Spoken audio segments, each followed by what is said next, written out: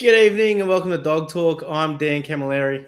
And I'm Laura McKillop. We'd like to start by thanking Enduro for their ongoing support in bringing you Dog Talk each fortnight. Tonight we're fortunate enough to be speaking with Danny Ruben. Hey Danny, how you going? Hey, Danny. I'm good, thanks, Laura and Dan. I've got a bit of man flu, but that's what happens when you get older, apparently. So it's just it's almost gone now. We'll see how the voice goes by the end. Mate, that's good. How was your day, buddy?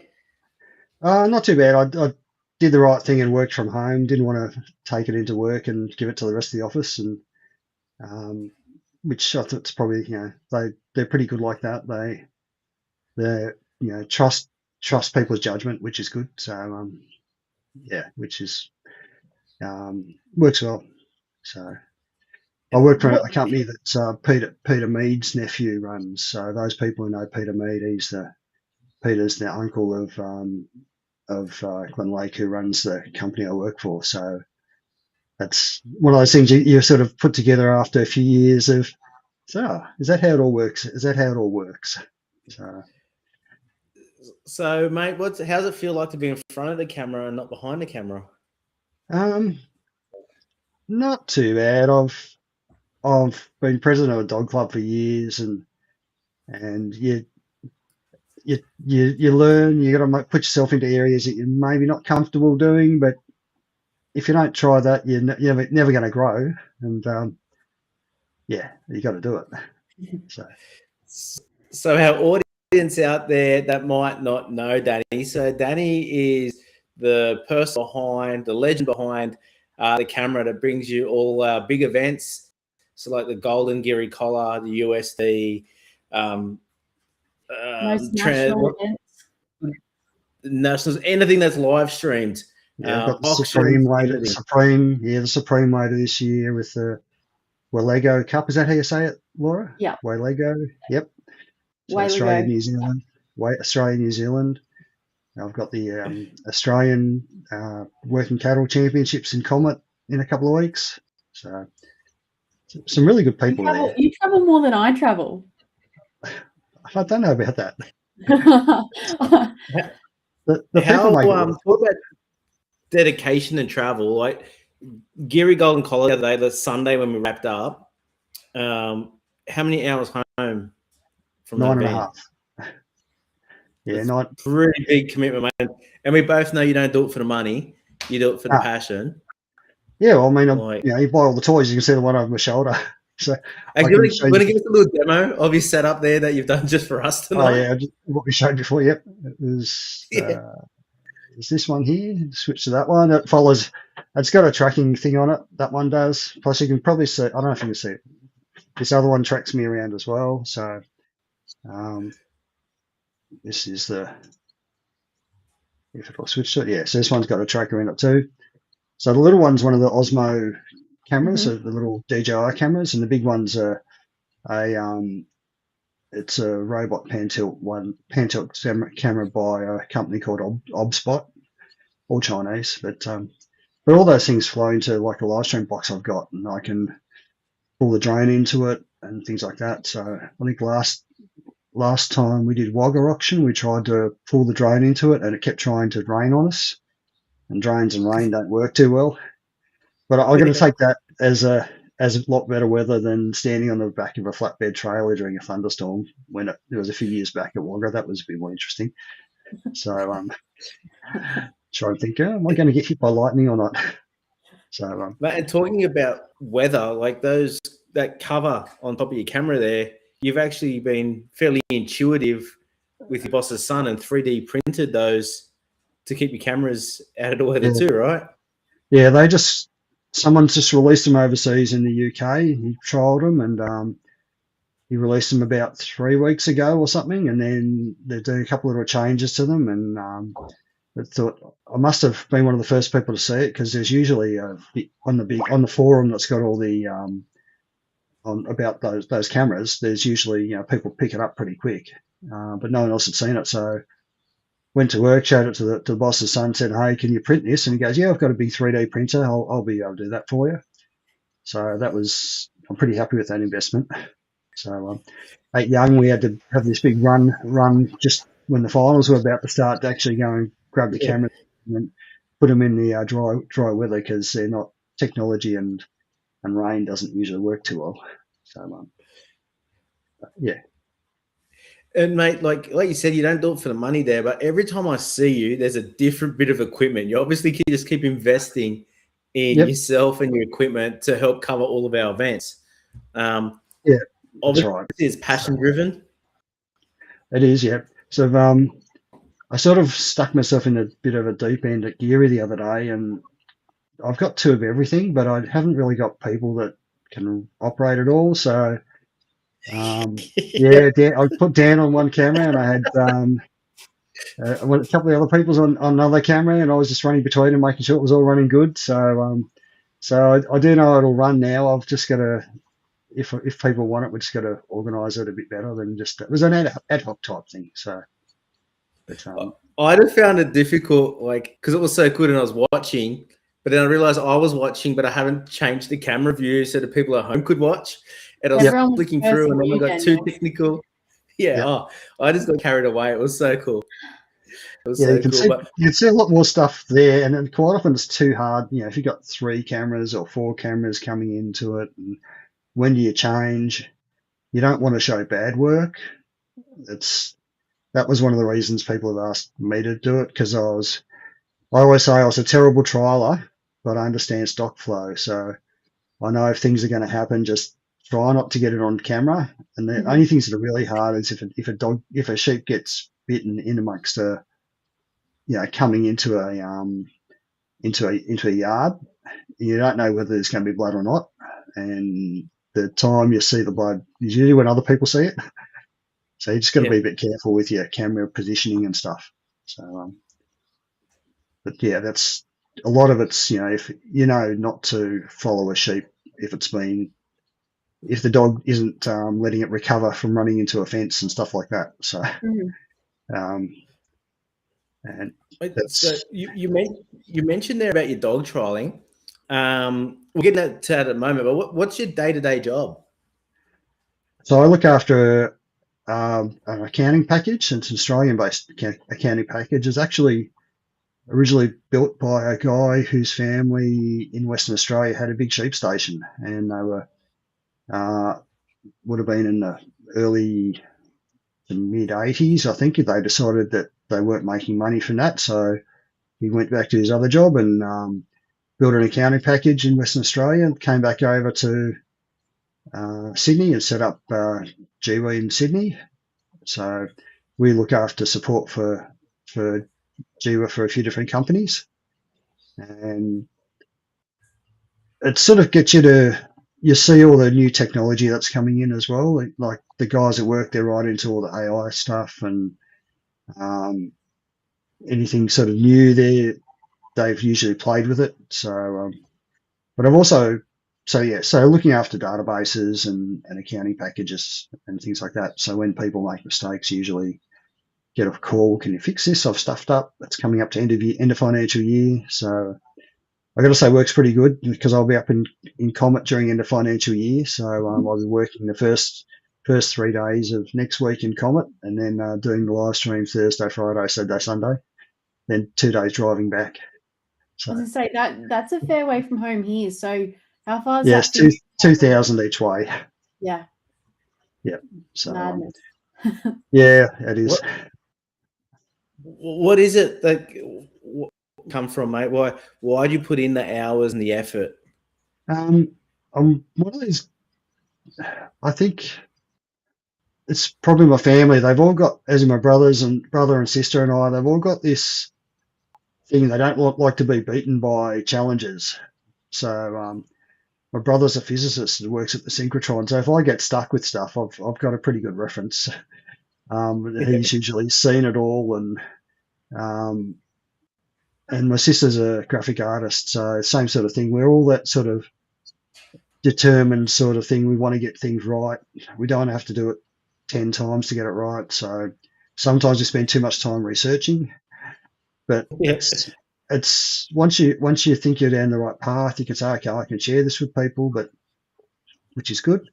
So how did I sort of, where's it come from? It comes just one of those things. Well, the people there are usually good. They don't treat you like they don't treat you badly. They beeped myself then. They don't treat you badly. They always look after you when you go to an event, and they're actually happy to see you there, happy to have a chat. They're always happy to help in any way they can. And if you're going to an event, and you're putting your best in there, and if people appreciate it, that's what you want. And why do I do it? That's half the reason, or 3/4 of the reason. So plus I get to play with toys. Well, why stocks, mate? So my wife and I have had coolies since just after we got married, which was 35 years ago. So being in Sydney, we never knew what the first ones could do. Then the second lot, we went to a workshop that Robert Cox was doing and Brad Pello were doing up at the Elmore Field Day site. And we had a rescue dog that we just got, and she was going like mad. She wanted to get out there, and Brad said, "Oh, well, come and let her have a go." And that's where it started. So it's Brad Pello's fault. Then from Brad's place, then we went to some more dog schools. The club had dog schools at Vinalong, so we're at Gallon, I should say, where Chloe and Thomas work when Brad was running that. So we got up there and actually could go and see how the dogs could work in a proper environment. And when you see your first dog switch on, then you sort of think, okay, this is fun. So from then I was sort of a bit hooked on working with your dogs, and when you see them switch on, that's just those little magic moments. So why stock dogs? Yes, from there. Yeah. And you've obviously still got dogs at home. Yes, we've got 4 dogs. So we've got 2 male dogs, which are 3.5 and 2, and their mother, who's 9, and our first one I was trialing with Zinger, she's 14.5 now. So. Oh wow. So yeah. Did you mention before president of a dog club? Yeah, Coolie Club, president of the Coolie Club of Australia. So still, still yes. I don't know. I got to wait for people to take. People want to. If no one sort of wants to put their hand up for AGMs and stuff like that, and you want to have continuity. A lot of the things that we've done, we initially based like our rules and stuff on the Working Kelpie Council, and we just tried to make it easier because we had a younger committee. We could automate a lot of stuff that the Working Kelpie Council couldn't back in those days, and but there's hope for them. They've got new president who's keen to see things go forward. I've seen that they've got a new Facebook page, and the people that have come from New South Wales Yard Dog Association really brought that forward, are putting their hands up to help there. So I can see that it's good for stock dogs going forward. It's be good for that association, and it's like anything. I think I've spoken to the president there and said, look, we've done stuff this way. If that works for you, I'm happy to share all that, which is what I think all the associations should do. They should try to help each other out where they can, and have a common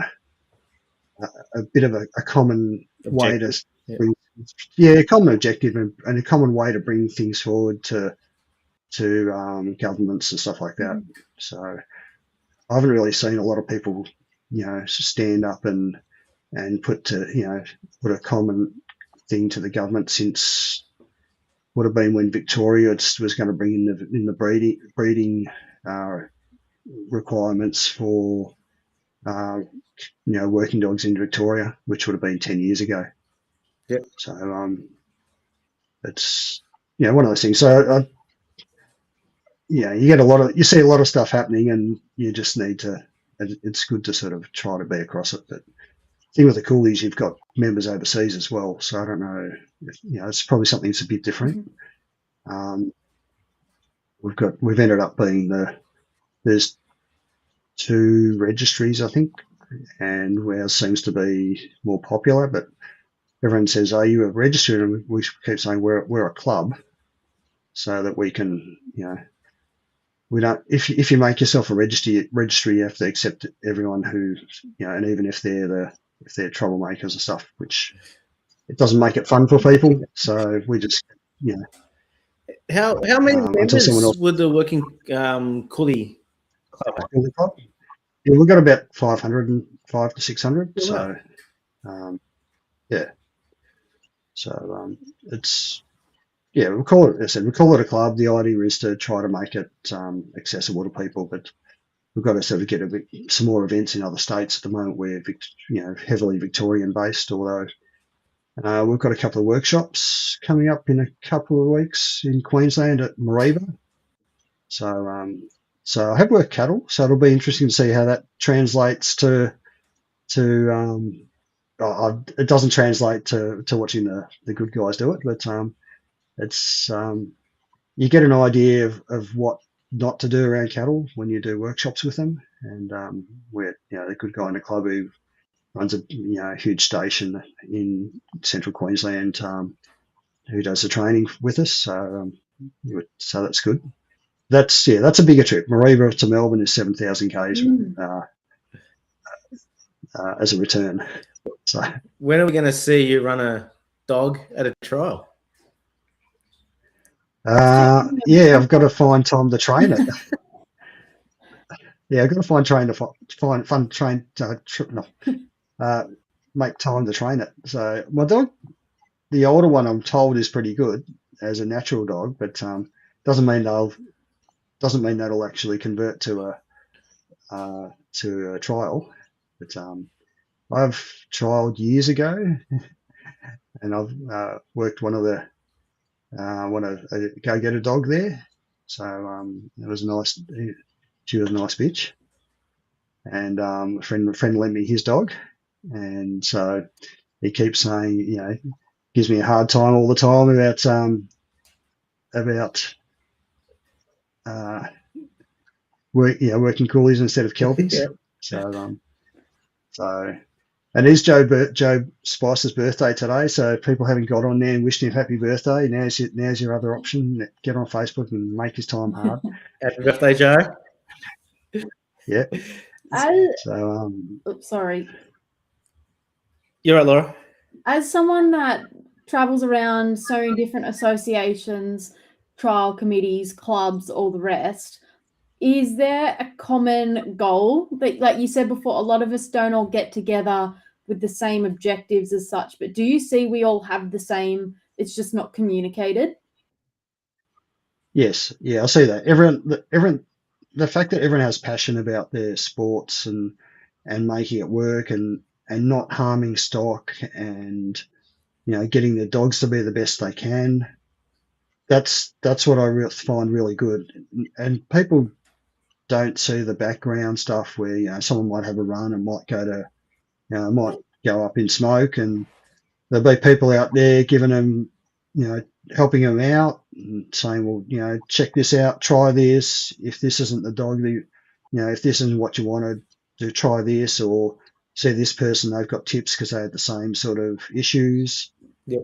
And I find that every association are all willing to help. There's not one that says, pack up your bags and go home. They see that each person's got value. So, and that's what I really like. And what about from, like, obviously, again, you're everywhere and you're at a lot of the big events and little events. Is there anything you're seeing that each event individually either makes or breaks their event? I'll take a side story to that. Your comment at the start, you're everywhere. So we have this, my wife and I have this running joke. Adam James a few years ago at Warrigal Trial, would have been like 10 years ago. He used to say the Rubens are everywhere, and so it was quite funny because we'd in those days I had a decent Sony camera, so I was taking photos of working dogs. So I have like a back catalogue of like 140,000 photos of dogs somewhere on a NAS. So yeah. So yes, the Rubens have been everywhere.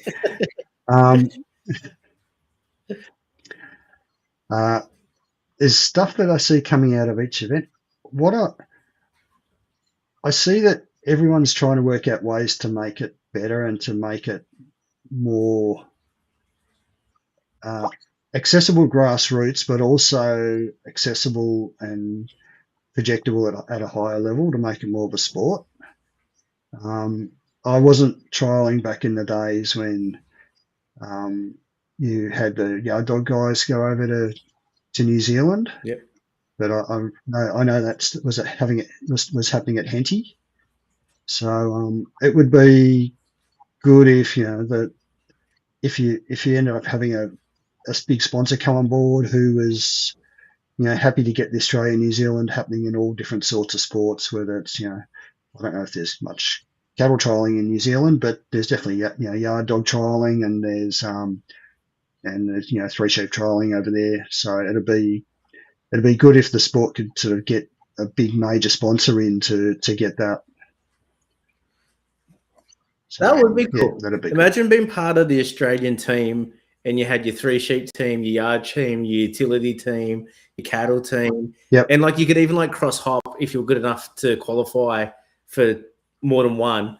Like imagine that. That would be pretty cool. Like, yeah, that's right.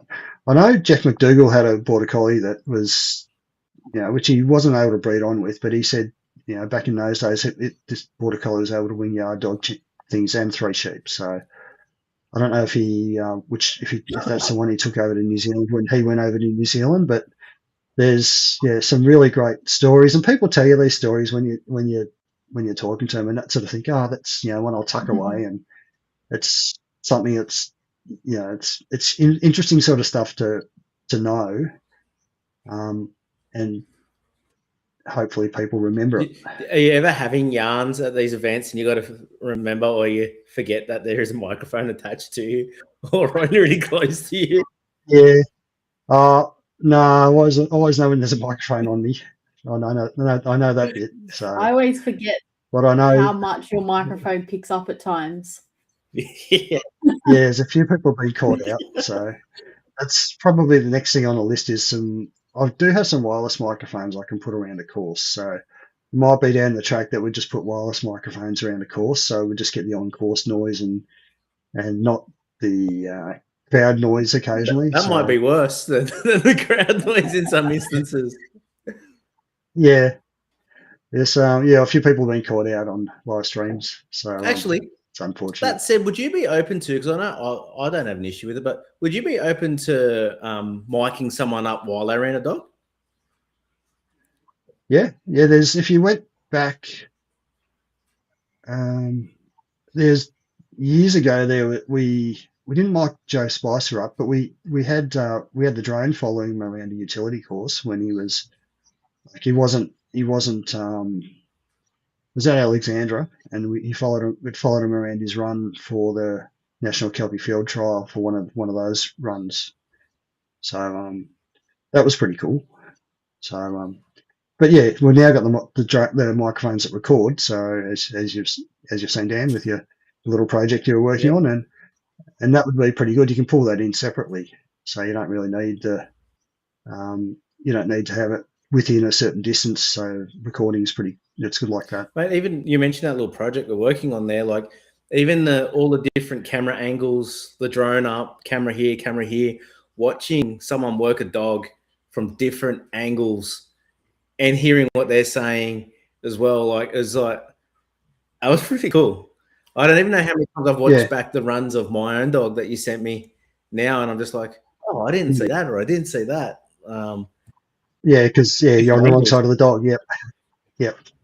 What's really cool is when you go, because the other thing that we my wife and I do. So to get our dogs a bit of exercise, what we were doing is going to people's farms, and if they had, they wanted a Castellan dog videoed, we'd go out there with our dogs, and ideally you'd have a bit of time at the end of the day, and you could do a bit of training with, in a proper environment with your dogs. Yep. So that was good. So you take the drone out and, put a camera on a quad bike and mic the guys up, and a few of them had the camera sitting out the last ones for Caston. One of the guys had it sitting outside of his ute, just out the side, out the driver's window, all clipped on. So yeah, the GoPros are pretty good like that. They smooth all of that out if you get the settings right. So you get a lot out of them.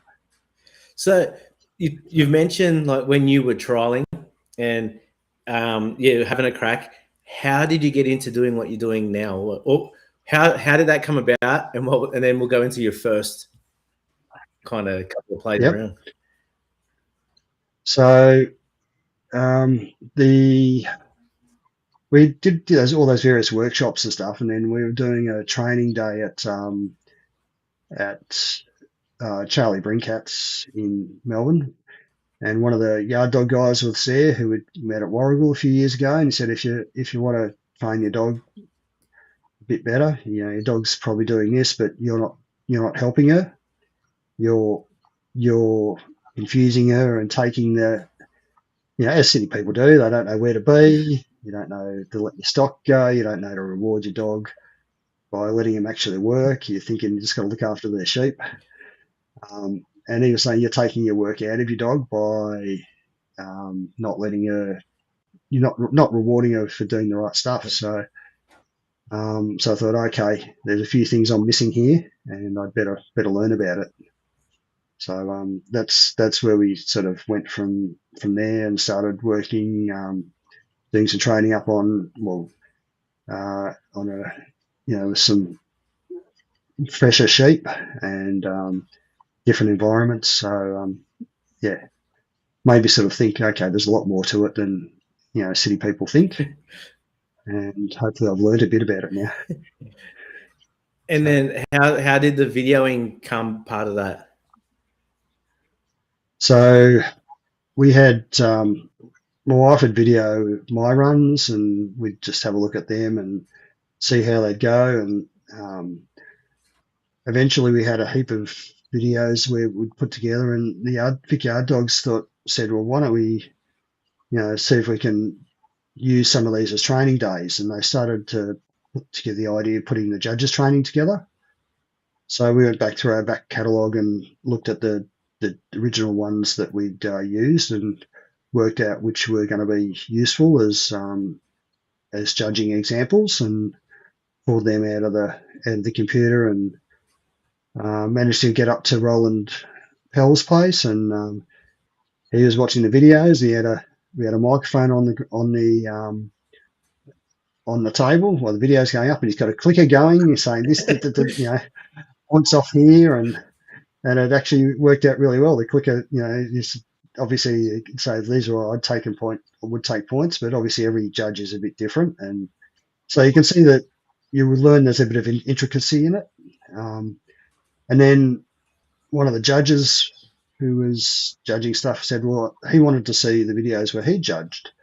So he wanted to have an idea of where he was taking points where he thought, to improve himself.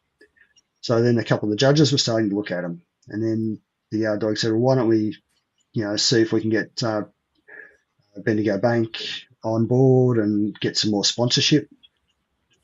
So the Vic Yard Dogs decided they would sponsor the purchase of a video converter, and one of my friends had a camera that would work with it. So we just had to get a microphone, and already had a tripod, and already had a computer, because for some reason work had a heap of different computers that they, being an IT company, people chuck out and all able to be repurposed. So we were able to get it going pretty cheaply. So that's how that started, and I think they were all up to Facebook, and which hopefully most of them have been recovered. Some of the Facebook ones were, have been lost because Facebook changed the rules on keeping stuff. But there's quite a few that are still. I know Naomi White said she's got some still in her back catalogue, and there's others that I've got on my NAS box, which I'm pretty sure they're all out there in different places. So, but yeah, we can make them into a resource, which will be good down the track. And we've had this conversation too, haven't we, Dan? And I reckon it's so cool. And then where did the live streaming come into that? Well, then Vic was going to run. They wanted to run a competition. It was going to be the top 4 sort of championship events they have in Victoria, and the Victorian Championship. So it was going to be 5 events, and it ended up. So it was things like Sheepvention, the Bairnsdale trial at the Bairnsdale. What do they have down there? Their big working. Their big. What do they call it? Bairnsdale have a big thing at their airport where they've all the people from Bairnsdale get together and have a thing there. Yep. Then we had one at Sheepvention. Sheepvention you had is Hamilton. Yep. We had one at Warragul. There's a big thing at Warragul every year. And so they made it, they went to decent sized shows. They wanted to make sure that we could represent the Victorian Yard Utility Farm Dog Association correctly. So they said, okay, we probably need someone who's understands a bit of stock flow and isn't going to get in the way, represent things in a bad way. Yeah, isn't going to get in the way for a start. You notice if you've got a really I've got a big a professional Sony lens on a Sony camera which I've used for a few years, but you notice even when you're doing photography that if you stick a big lens up when the sheep are trying to back, it'll stop the sheep sort of coming up a race. So you understand that, okay, you've just got to be in a place where you're not going to influence them. If the sheep are coming towards you, and you think you're at the wrong place, you've got to stand side on, try to take any pressure off, make it the same for every competitor. And so you sort of, it's all knowing stock flow and knowing if you've got to be there, what you've got to do to make it even for everyone. So I thought at first you might have just stood there with the iPhone and stream live and record runs. iPhone's not live streaming. It was probably before the iPhones really could actually do that even. Yeah. So, well, it'd be 9 or 10 years ago. I don't think the iPhones would have done it back then. So ended up with started with the Sony video camera and went from there. Ended up saying the Royal Bank guy said, it'd be good if we had more cameras. And so I thought, okay, well, let's see how we can make that work. So it's sort of, now to the point where I was trying to count how many cameras I've got. There's like 6 I don't use now. Yeah. And there's 4 or 5 that I can take. So this little remote one up here, that one is that's where are we? If it flips over, this one here, that's actually the DJ. Yeah, that's got a remote control. It's like a electric. So you can actually, it's easy. You carry it around like that, and you can see I'm moving it around. But if I switch back over to that, it's dead stable. So if I'm moving around, a lot of content creators use them. Yeah. So you can put one transmitter on. I was going to say, you take notice how many people walk around talking with one at events. It's not dog events, just other events, especially around town. Like that's got a wireless transmitter. Like you can around with their iPhone. Well, I've got a wireless transmitter for that. So what we did at the last Victorian Championships is I gave it to Brad Gavenlock, and he walked around junior judges talk. So he actually walked around with that and with all the competitors, and it just, you can see all the questions they're asking. I think at the time I said to the judge, should we ask put the work, do you want the comments in there? And they said, no, it's not fair to the competitors to ask the questions. So we didn't have the audio in there, but it's more a case that they can walk around and if people are doing things, you can see it. So and we used it they had a Calcutta at the Victorian Championships as well, so that was pretty good fun. We used it for that as well. So, yeah. So Have you? What do you want some of the events you've actually done? You mentioned there like your auctions and some of the big ones. Have you got one that you really enjoy doing?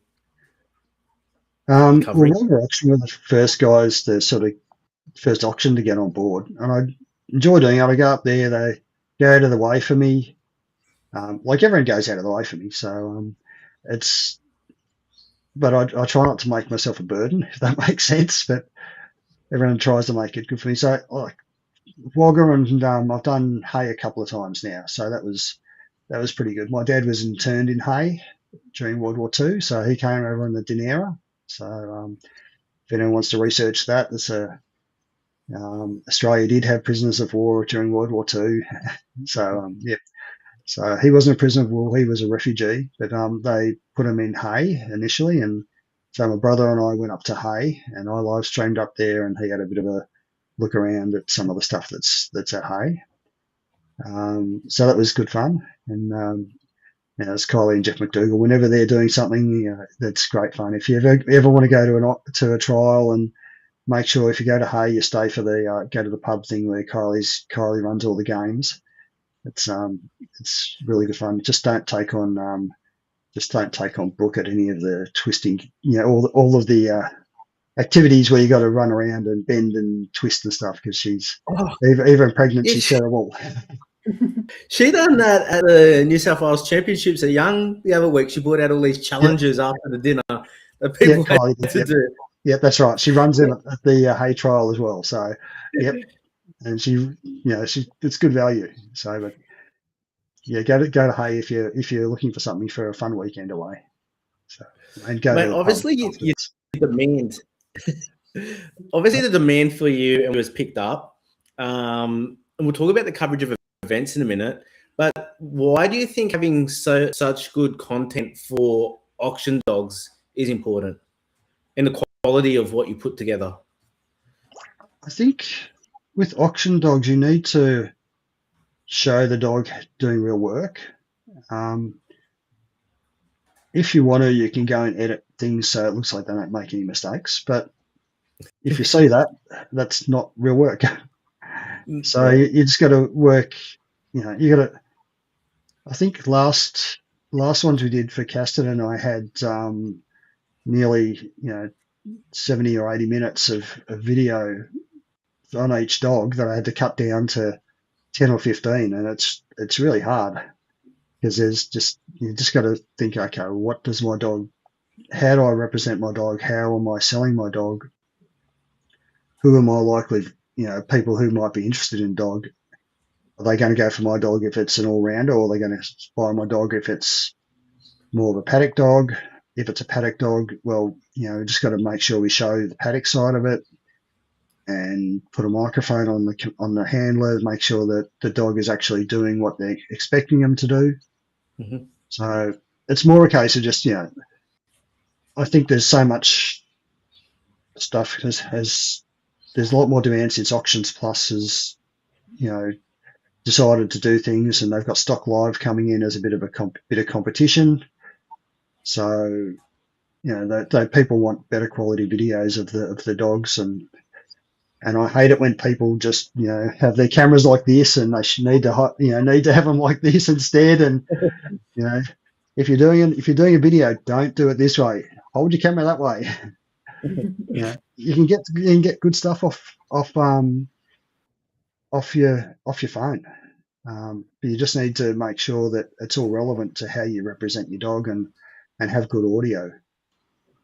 Even if you do something and there's no audio, you can always go back over it and talk through what you're doing.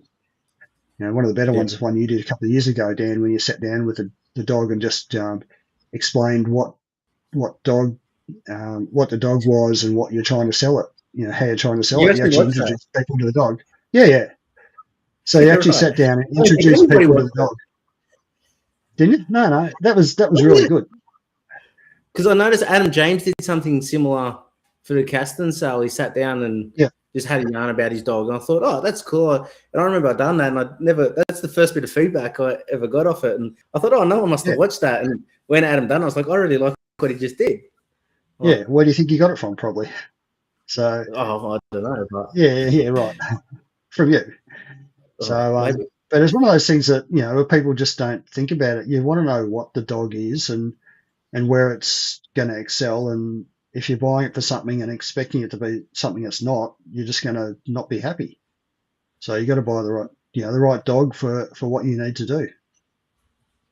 Yeah, so, absolutely. And from an event point of view, like I know the other day when you sat down with Dane and interviewed Neville and Sue King, like Dane made a comment there about at one stage we weren't sure if we were going to be able to get you or even the trial was going to go ahead. And when we got the go ahead, I said to Dane, no, you need to have it recorded. Like it needs, it's a premier event. Like it needs to go up.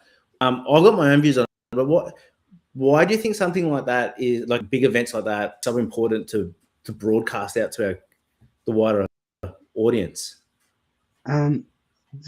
That event's really fabulous because they'd live. You don't see it on the event, but they've got live music there afterwards, and they had Nikki's dad singing. That was really great. It just set a really good tone for the whole event, and I think when people are enjoying themselves and they're in a relaxed environment like that, hopefully that comes across, because it's one of those places where you just go to and you just there's no work pressures or anything like that, and people just go there and they're happy to talk to people. And even talking to Neville, before and after Neville's interview, I was talking to him because he's past president of New South Wales Yard Dog Association. So he was, I was talking to him about how that was all set up because he was there in the really early days when they were writing constitutions and things. So we just, same sort of thing as we were talking about at the very start. He was saying when they wrote the constitution for New South Wales Yard Dog Association, they were really careful that they'd make a change, but that change was flowed right through. So there might be a change at, rule number 5, but that had to flow through to rule number, 36, because one's dependent on the other. And so it was quite interesting that, that sort of stuff is in there. And I like, from a club perspective, I like that people understand the constitutions and make sure that, they, if they don't know why something's written the way it is, they should ask.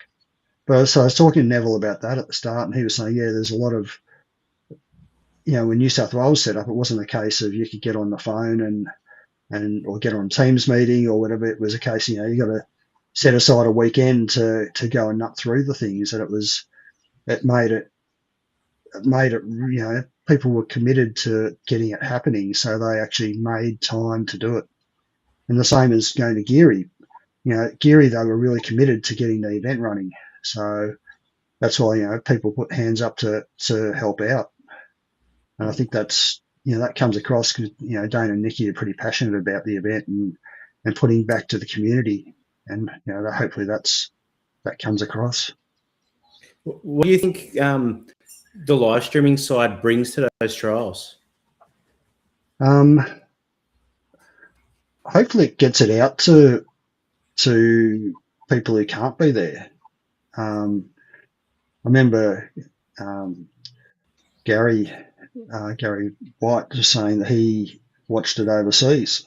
At one stage he was jet lagged, so he was watching Geary overseas or one of the other ones overseas. He'd gone over to run a school over there, and so he was watching things over there. So hopefully it just helps people keep up, and as in keep up with whatever other people are doing, and maybe it might give them a bit of incentive to have a go. And and realise, okay, I'm not that far behind other people. People like Thomas is come, he's just So quickly. determined to get it because he's got the right attitude that he's, going to get a dog, got his, he says it's a Facebook dog, but yeah, it's got some good breeding behind it. You just, if you pin him down again, he might admit it.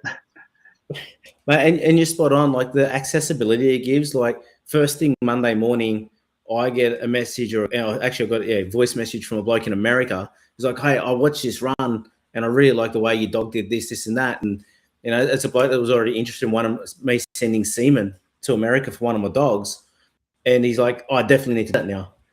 And the dog didn't even make a final that weekend, right? But like he's already been interested in that dog, and now he's seen him in a few different environments. Well, I think the exposure it gives, the event. We know how big I am community.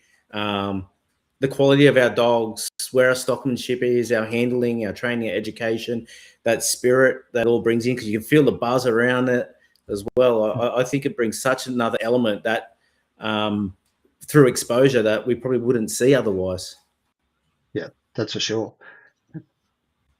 The other thing that the other thing I got really good feedback on was yours and at the New South Wales Championship when you were doing the commentary with Fred Rains, with Fred and with Will. So I've had other people say these guys should be on commentary more often. So Will, if you're listening, you're down. Dan, bad luck. Well, I'll be honest with you. I was actually at Henty last year when you were doing your film. I was actually asked would I commentate, and I was just like, nah, I don't want to do it. I just felt uncomfortable. And when they asked me the other day at Young, I was like, oh, and Will kind of threw me in it. And then once I got into it, I actually felt uncomfortable doing it, which is funny because we do stuff every fortnight. But like commentating on somebody's run, because you don't want to upset them, you want to call what happens and whatnot. And I actually found it really enjoyable. I actually found myself on the way home. I got in the car just before the storm, listening to it in the car. I think at that stage we're listening to Catherine Rains and Margot. Hogan, and it was great. Like I really enjoyed feedback and listening to someone's perspective based on what's happening out there as well. Like even if you don't necessarily agree with it, or what you're seeing, like hearing somebody else's perspective, I think is really cool.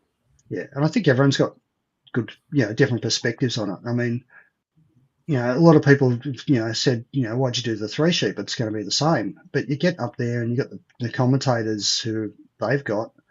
And when you get a commentator up there doing a three sheep, they're so passionate about it. There's Tony Jackson or Simon Tony Jackson. He is just, he's like I don't know what he's on, but yeah. But even the educational side of what you did, like, so you sent me those walkarounds that John Cantrell did on 2 courses. Yep. So, like, they were amazing. Like, even like from a judging perspective of myself, judging utility trials, listening to a decorated three sheep judge walk around and like help me think about the way I would judge outside stuff. And I found it educational. I think I've watched that 2 or 3 times now, like both of them. Like, he explains things pretty clearly, John, which is good. So it was really good to for John to actually put his hand up for that. So I think he enjoyed it too. So I'm sure he did, mate. And I keep looking for Puma things for him because his dog that won there is named Puma, and there's a Puma story near us, and I was trying to find the things with the Puma written all across it, and of course the Puma shop didn't have any of that sort of stuff in. So I'm on a mission if I ever see a Puma top to I'll catch up with John and give it to him.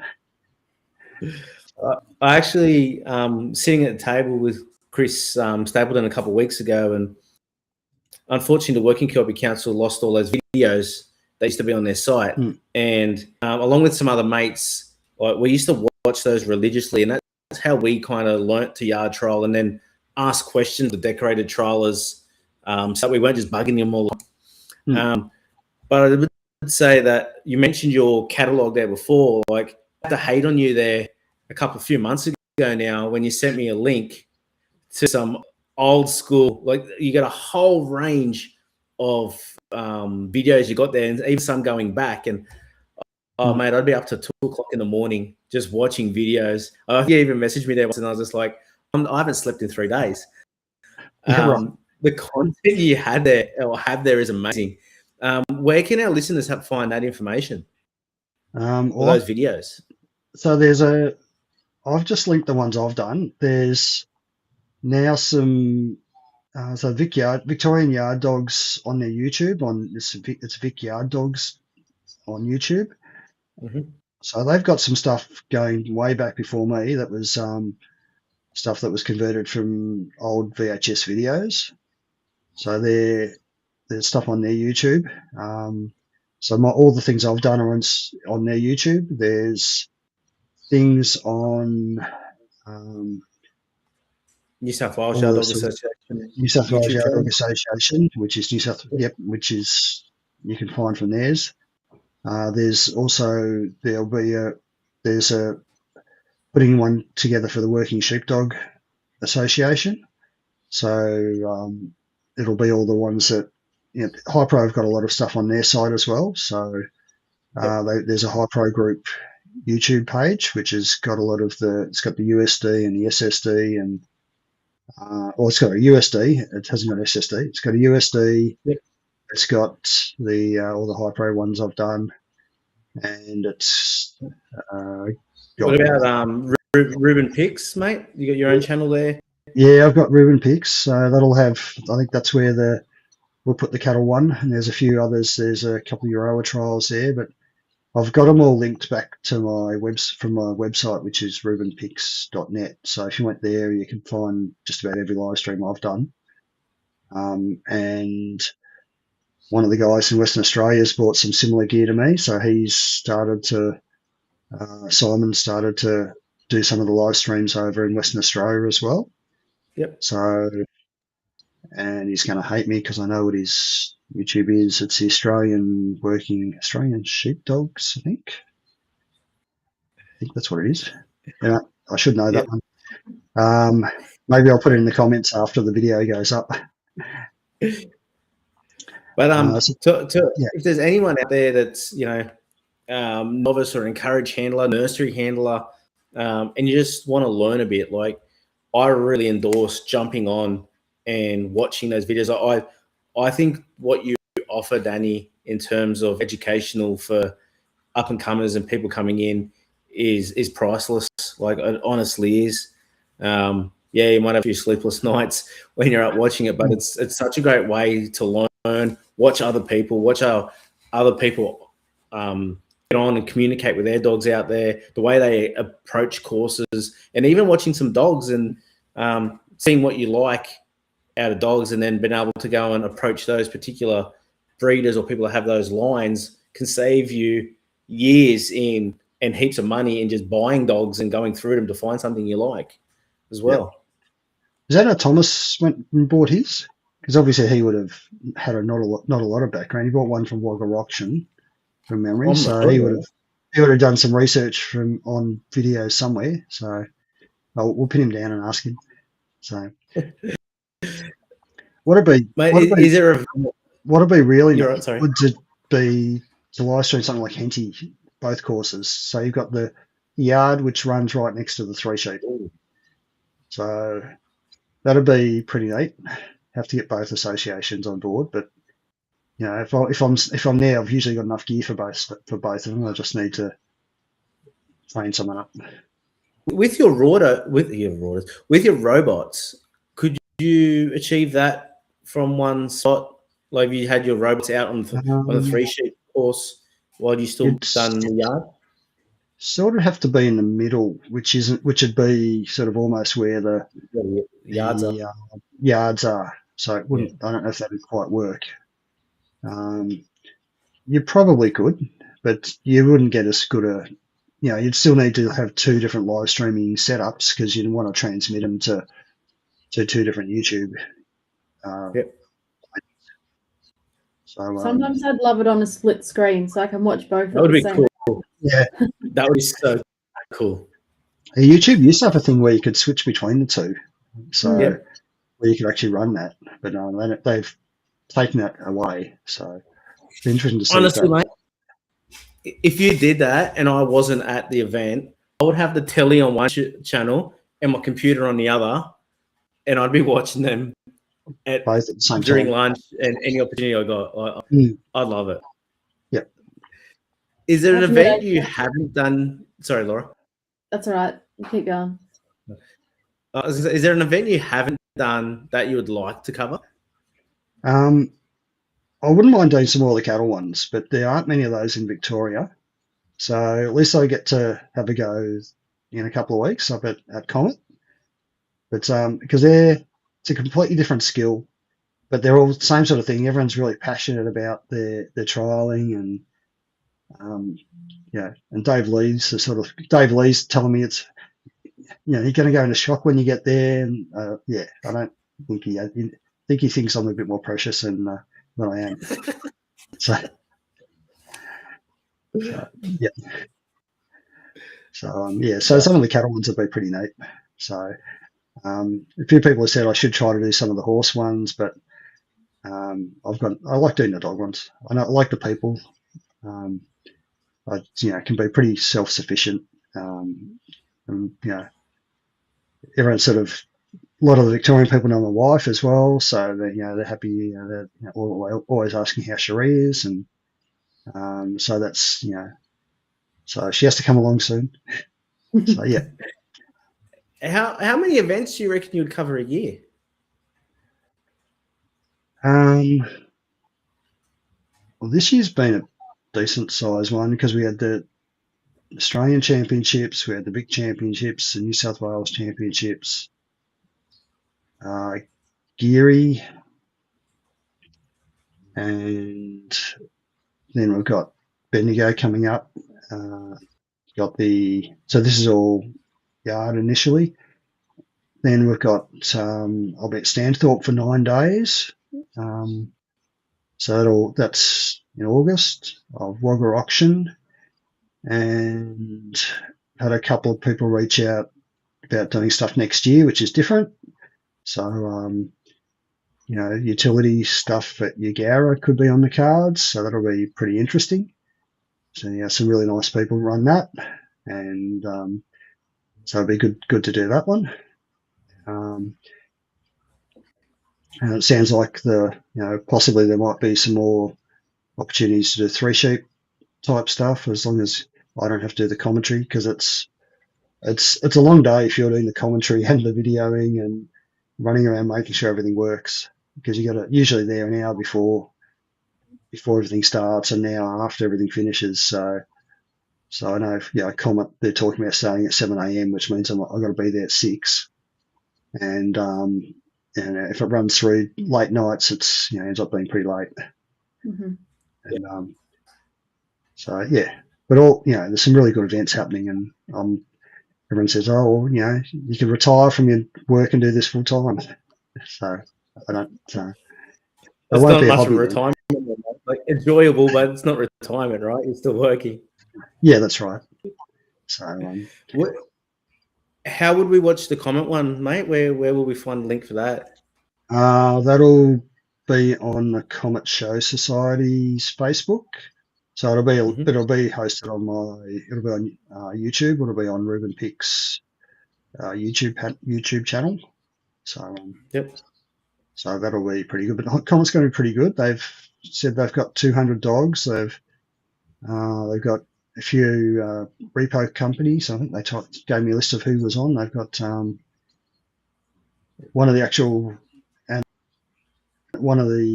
repo animal reproduction companies has actually sponsored the live stream, so which is pretty good of them. And they'll have, it's going to be, sounds like it's going to be sort of like Geary. It's going to be like a real good atmosphere. They've got live music. They've got people setting up stalls there. They're just trying to make it a really relaxed weekend and have as much stuff on site as they can. So I think that's what you're going to have, that community feel to things, I think. which will be Yeah. great. And that's, when you've got that makes your event. So, Mate, if there's someone out there that wanted to have a yarn with you about covering an event or doing a auction video, what's the best way to get in contact with you? Well, I think the Rubens are everywhere. Haven't we said that before? They can Facebook message me or phone me or and hopefully I've got a voice to talk to them in a few days. So they can just get onto me that way and just make sure see how it's going to fit in. So I've actually got a calendar at the top. Sorry. I've got a calendar at the top of my I've got a calendar at the top of my live stream page which shows the live streams that I've got coming up as well. So if you sort of want to I love that. have a look, you can sort of see what's coming up that's been confirmed. So and if there's anyone out there that gets to events and has an idea, one thing I love about this man is he's so open to suggestions and just to try stuff. So don't hesitate. Have a yarn to Danny and just go, hey Danny, I got this idea, or have you thought about trying this? And I know you're very open-minded to just trying things to add to what you do. Yeah. Well, I had when I did the Supreme at Geelong, I had one of the guys there saying, "Oh, can you do a split camera at the start so you show the sheep coming out as well as the dog coming from the other side?" I said, "Oh yeah, I've got a spare camera, I can do that." So they just wanted to see how the sheep were reacting to the dog when the dog was being cast and how far down around the course the actual dog got before the sheep was showing, the ears flicking and that sort of thing. So it was quite interesting. And where we were at Geelong, we were sort of elevated about halfway down or most of the way down the course. You could see it and you could set it up to actually do that video pretty easily. So don't be offended. Ask me if you think I'm not doing right or if you think you've got a better idea where the camera can be. So you can do all sorts of different things. You do picture-in-picture, and most of these live streaming boxes are pretty neat these days. They've got a lot of functionality to them. And don't be afraid to come pick up a microphone and help him out. He loves a good yarn, and you love to help. And I seen like the other day, Geary there, we mentioned it a few times, but there's so many people up in that crow's nest coming up and helping and grabbing the microphone and that, and could really see how much you enjoyed all the interaction with everybody helping out and people swinging cameras. And even I was your apprentice there for a bit. You teach me these buttons. I went, let's just keep it easy, Danny.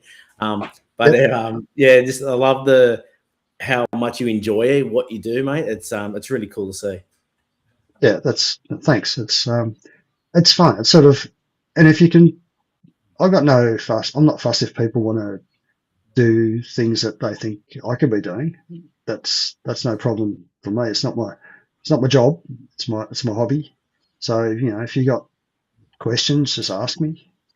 So I was trying to catch up with the girl from Kelpico because she was going to have a bit of a look at the sort of stuff I've got and see if any of that translates to stuff she does. And